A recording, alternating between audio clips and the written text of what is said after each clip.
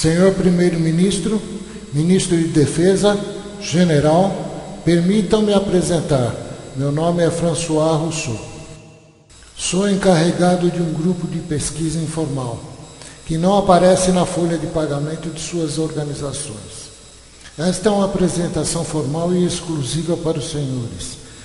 Embora pareça que precisa de maiores explicações, as informações são tão importantes que trago para os senhores e no momento eu dispenso maiores apresentações.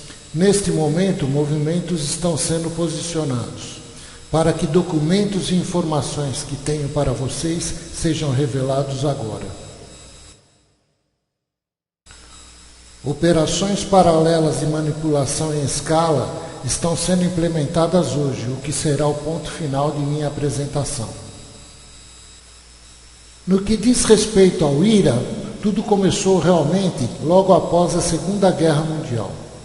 Hitler teve que quebrar alguns tabus, como aprender um pouco sobre ocultismo e sociedades secretas. O ANNERB, uma organização nazista destinada, entre outras coisas, a pesquisas geológicas, encontrou isso durante uma expedição no Afeganistão. Este objeto voador é chamado de Vimana pelos hindus. Mais sobre isso durante uma exploração em uma expedição no subsolo russo e chinês em 1927. Encontraram rastros de uma explosão nuclear muito antiga, nunca antes detectada. Certas camadas foram vitrificadas atomicamente, há 15 mil anos atrás. O mesmo fenômeno pode ser observado nos dias de hoje em locais de testes nucleares. Um erro de entendimento foi que os descobrimentos de Hitler, apesar de muito sérios, fossem o de abrir a caixa de Pandora, cujo nenhum governo amigo ou inimigo quisesse. Por trás dessa trágica história, o que todos sabemos, fica uma tênue teoria da existência de 4 luas que moldaram 4 ciclos geológicos, de acordo com Hans Hover, que apresentou a teoria do mundo congelado. Ele encontrou 4 semiglobais, níveis de extinção feitas pela queda de uma dessas luas. Conforme o passar do tempo, cada um desses satélites se aproxima, a gravidade muda e engatinha para uma profunda mudança no padrão genético, criando assim uma raça de gigantes altamente inteligentes, medindo aproximadamente de 3 a 3,5 metros de altura. Então 10 mil anos se passaram e a Lua cai. O impacto causa uma séria elevação nos oceanos e o núcleo global dessa raça de gigantes. Eles começam então a desaparecer devido à elevação da gravidade terrestre, que fica muito forte, que os deixa incapacitados devido ao seu descomunal tamanho. Hitler foi iniciado nessas doutrinas e as visitas ao Tibete se tornam frequentes. Os nazistas mantiveram contatos com sobreviventes de civilização antiga, assim como com as antigas tecnologias encontradas, as previamente descritas como Vímanas. Uma dessas civilizações espalhou-se por todo o planeta, fazendo mais de 600 pirâmides. Foram construídas de pedra, barro e até mesmo ferro. Estas pirâmides estão quase todas apontadas na mesma direção. Todas têm a mesma proporção de π, situadas em nós magnéticos. As mais antigas estão na Ásia. 2 delas estão submersas. Uma delas no sul do Japão, em Okinawa, e outra no sul de Cuba. Foram construídas há aproximadamente 12 mil anos atrás. Comecei a apresentação com essa pesquisa arqueológica para demonstrar que nossa civilização é a 4ª no ciclo que descrevi anteriormente. Sei que isso pode ferir nossa premissa de que não somos os primeiros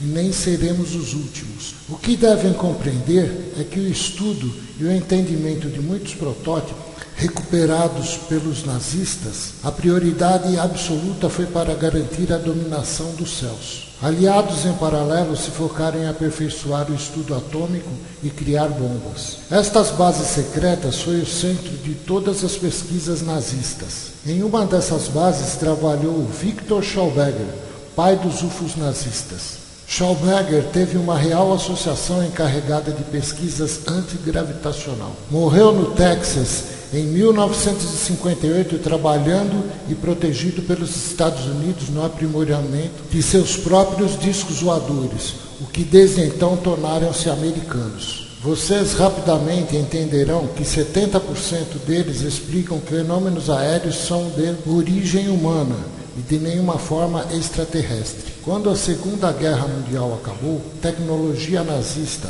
foi sistematicamente aplicada por ambos, americanos e russos. O primeiro desafio de completar massivamente as pesquisas nazistas em segredo. O projeto foi nomeado de Projeto Aro Iris, especialmente nomeado pelos projetos de experimentos Delphi que foram imediatamente aprovados. O matemático von Neumann, que colaborou com Albert Einstein e Nikola Tesla e com o apoio da Marinha, tiveram sucesso em acidentalmente teleportar uma nave tipo Cannon Class, USS Bridge. Estas fotos foram fornecidas por Morrison Cantor antes de uma suspeita morte. São raros os testemunhos desse experimento.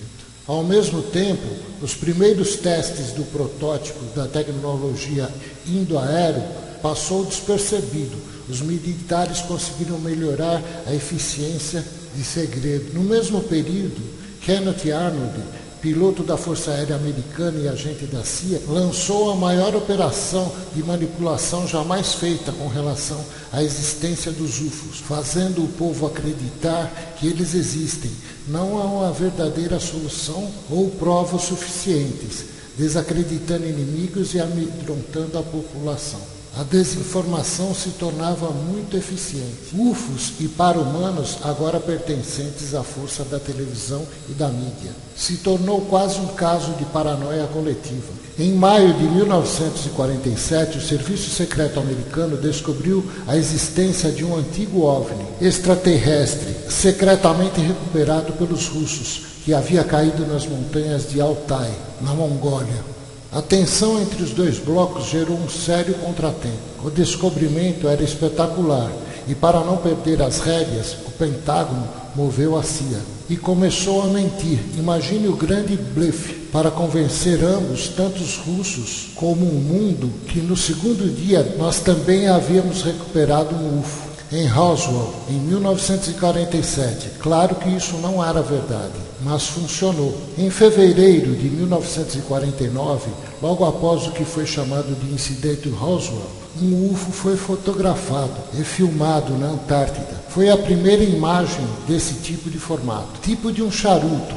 Outras fotos e filmagens foram feitas com o mesmo formato. O programa Apollo, encabeçado por Werner von Braun, estava a todo vapor, e de maneira nenhuma Dr. Braun aceitava com bom grado uma demanda de experimentos paranormais que nunca tomaram lugar da missão Apollo. Esse é o último experimento conhecido como amplificador psicotelepático, para detectar emissões de partículas psicotrônicas pelos iogues para a cápsula Apollo.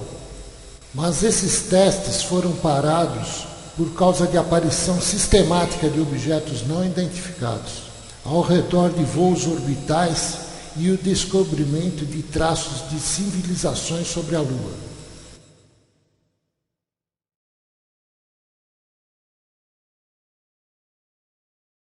A NASA teve que enfrentar os dados da Holanda e as provas embaraçosas. A única solução foi de colocar as provas sobre o manto de segredos de defesa. E em 1971, a diretiva Jameson contratou os serviços de vários retoques especiais com o propósito de apagar todas as provas e evidências de civilizações na Lua, especialmente porque essas fotos seriam direcionadas à imprensa e ao público em geral. Em junho de 1965, apareceu isso no relatório do satélite das Ilhas Deception, ao sul da Argentina. Os russos tentaram sabotar a nossa operação, mas foi em vão. Apesar do violento confronto, conseguimos fazer flutuar na água esse objeto. O objeto foi trazido para a base aérea de Edwards. 10 anos depois, o primeiro equipamento antigravitacional usando um ímã hidrodinâmico foi feito testes no deserto, na base aérea de Edwards, quando inúmeros protótipos tomaram vida. Os belgas tornaram realidade pequenos testes, os chamados UFOs, em 1989 e 1990. O objeto incriminatório, que foi de forma triangular, chamado de XR7, capaz de voos em total silêncio, capaz de voar a uma velocidade maior que Mach 10. Agora gostaria de falar com vocês sobre a completa aplicação dessa nova tecnologia.